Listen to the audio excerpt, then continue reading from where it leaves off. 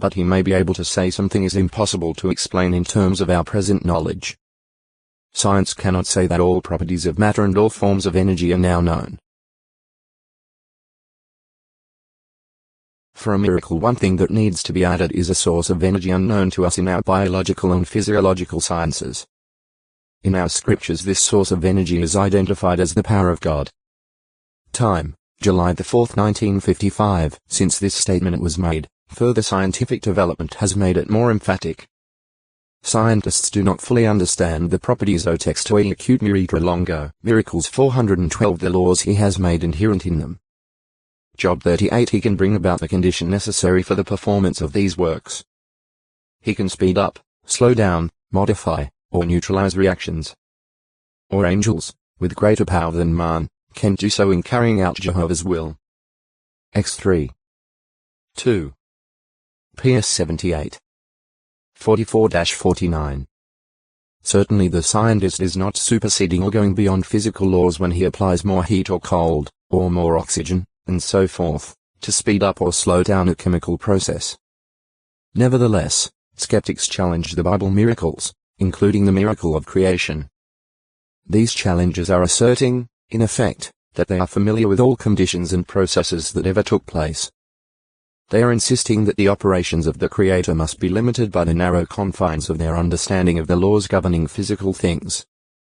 This weakness on the part of scientists is acknowledged by a Swedish professor of plasma physics, who pointed out, "No one questions the obedience of the Earth's atmosphere to the laws of mechanics and atomic physics.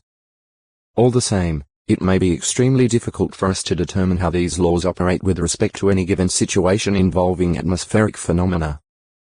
Worlds Anti-Worlds, by H. Alfvan, 1966, p. 5. The professor applied this thought to the origin of the universe. God established the physical laws governing the earth, sun, and moon, and within their framework men have been able to do marvelous things. Surely God could bring the laws to play so as to produce a result unexpected by humans.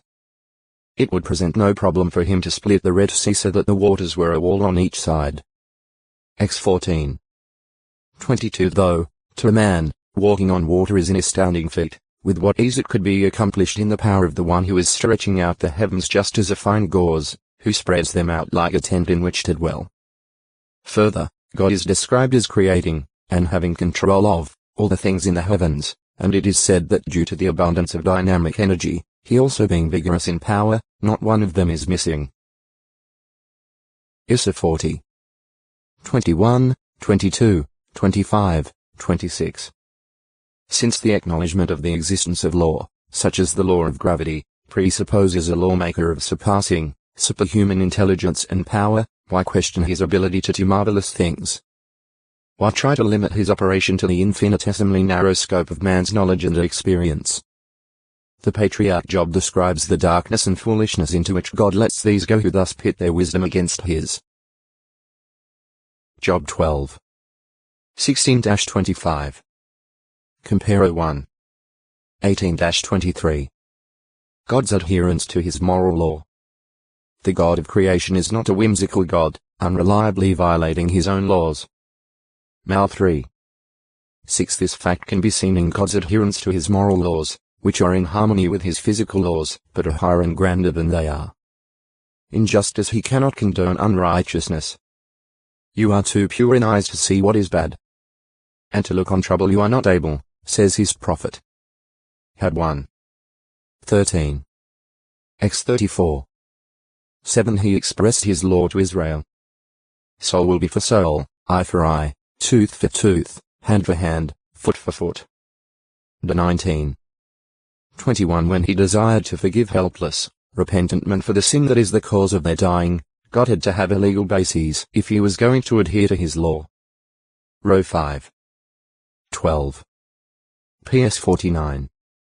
6-8. He proved to be strict in his adherence to law, going to the point of sacrificing his only begotten Son as a ransom for the sins of mankind. Now 20.